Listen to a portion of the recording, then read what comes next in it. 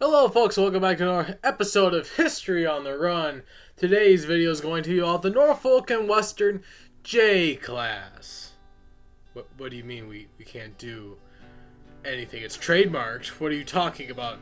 Alright, change of plans. Today we're going to do an episode on the Norfolk and Western's Mollie class and their other strange friend, the M2, along with their other strange friend, the Super M2, as we're gonna call it. Anyway, so without further ado, let's get to it. Alright, so let's talk about the general idea behind building these locomotives. The Norfolk and Western was looking to upgrade from their 280s to something bigger. Now keep in mind, the first batch of these locomotives were built in 1906 or 1907, so the Mikado was a fairly new design. Certainly nothing that they were terribly comfortable with, and the Norfolk and Western did not like the idea of putting the firebox over a trailing truck. Putting the firebox over a trailing truck takes the weight off the drivers, and well, there's a number of things that does limit a steam locomotive to how much tractive effort it can have, but one of the big ones is it has to have weight on the drivers. It can have 1,000,000 pounds of tractive effort, but if there's no weight on the drivers, it won't go anywhere. It can't put the tractive effort down. So these locomotives essentially the idea was taking all the weight that'd be on a trailing truck, putting them on the drivers so that they had more adhesion, therefore they could pack more tractive effort onto them. So it does make sense. And then the other idea was taking the general idea of a 10-wheeler, a 460, and mixing it with a 280. In fact, they have 10-wheelers that look a lot like a Mollie, but they're just shorter wheelbase. They look almost identical though. Yeah, so there is some logic behind it. The other thing is these locomotives are used on both branch line and some over-the-road service. Most of the over-the-road was later on handled by their Y-Class, a 2882, but that's also a much bigger locomotive that needed a trailing truck. This was designed for branch lines. It was also designed for some over-the-road services. These locomotives are really famous on the Virginia Creeper route. So the general idea of building these locomotives is taking the trailing truck from a Mikado and putting it on the pilot truck of the locomotive, essentially enabling it to handle theoretically sharper curves on branch lines and rougher track work. That way you had all the perks of like a 10-wheeler with all the tractive effort of a small Mikado.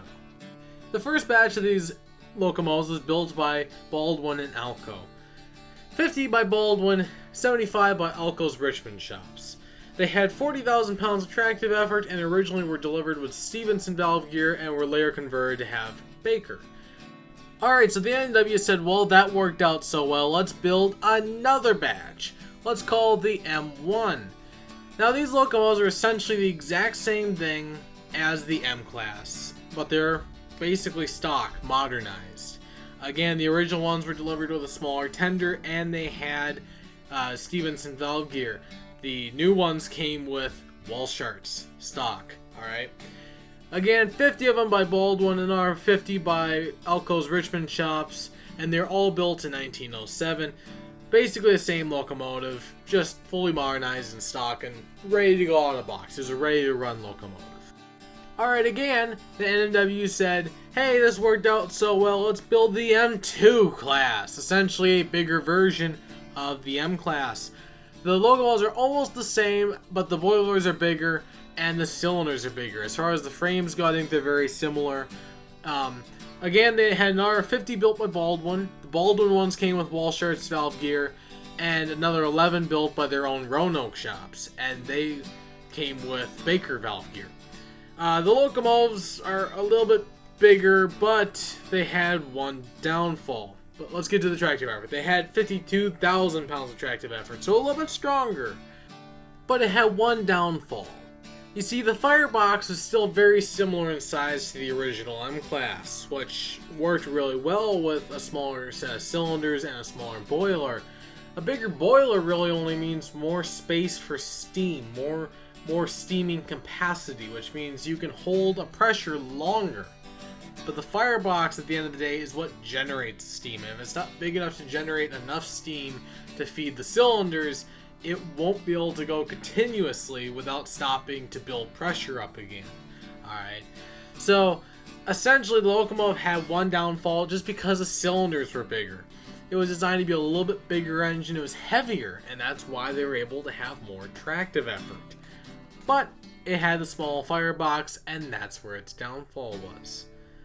But then the N&W had another great idea. This time, we're not going to build another class of locomotive, but we'll streamline an M2. I'm assuming the idea behind streamlining an M2 was rather simple. If we streamline it, maybe it will bring down the fuel consumption and it'll be able to steam more freely without having to stop to build steam up again. Which, I mean, kind of does work, except for the rest of the train's not streamlined, and theoretically most of the drag is the rest of the train. But it was worth a shot. So they streamlined an M2. And they found that it didn't work at all. In fact, it barely did anything because the locomotive wasn't really going fast enough for these numbers to really kick in. The math wasn't great enough to really make it worthwhile at the end of the day. Physics did not pan out well with the streamlined M. But it was worth a try, and nonetheless, it does look kind of cool. As a matter of fact, it kind of reminds me of a smaller version of a Northfolk and Western J-Class. Except for now I'm going to have to bleep that part out, probably. Yes. Can't say J-Class anymore. But anyway, I hope you all enjoyed today's episode of History on the Run.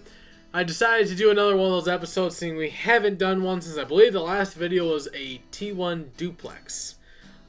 So we went from very wacky steam engine to let's do very traditional, or mostly traditional steam locomotive. The M-Class, folks.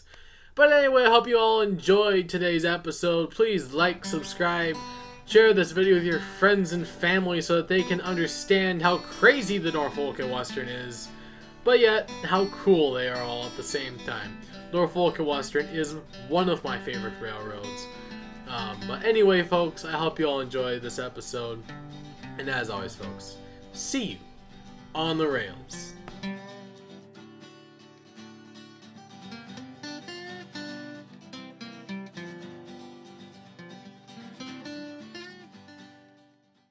Wait a minute. If this locomotive looks like a J-Class, does that mean it's trademarked too?